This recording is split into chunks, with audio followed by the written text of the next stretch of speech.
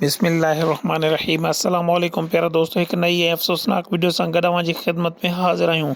प्यारा दोस्तों, पाकिस्तान सिंधी ड्रामा इंडस्ट्रीअ खे वॾो नुक़सानु। हिकु ई हफ़्ते में ॿ मशहूर शख़्सियतूं इंतक़ाल करे वियूं।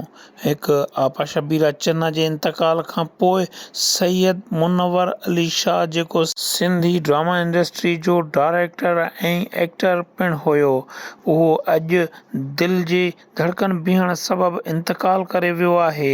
सैयद मुनव्वर अली शाह दादू पंहिंजे घर में मौजूदु हुयो त खेसि सीने में तकलीफ़ थी, जंहिं सबबि खेसि हॉस्पिटल आंदो वियो, जिते डॉक्टरनि ॿुधायो त सैयद मुनव्वर अली शाह खे अटैक थियो आहे, जंहिं खां पोइ मुनव्वर अली शाह दिलि जी धड़कन बीहण सबबि फ़ौत थी वियो।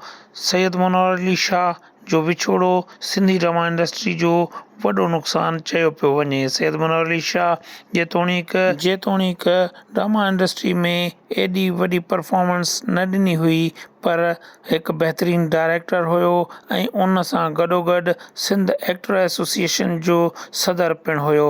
सैयद मुनव्वर अली शाह कुझु ॾींहं अॻु में आपा शबीरा चन्ना जे विछोड़े ते पंहिंजा व्यूज़ पिणु ॾिना हुआ ऐं इहो चयो हो त आपा शबीरा चन्ना खे मां पंहिंजी सॻी माउ वांगुरु सम्झंदो आहियां। आपा शबीरा चन्ना जे विछोड़े खां पोइ सैयद मुनव्वर अली शाह जो विछोड़ो सिंधी ड्रामा इंडस्ट्री लाइ वॾो नुक़सानु ॿुधायो पियो वञे।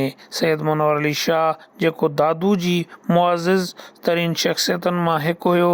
सैयद मुनव्वर अली शाह ड्रामा इंडस्ट्री में तमामु घणो कमु कयो ऐं एज़ अ डायरेक्टर हुन काफ़ी वॾा वॾा अदाकार पैदा कया।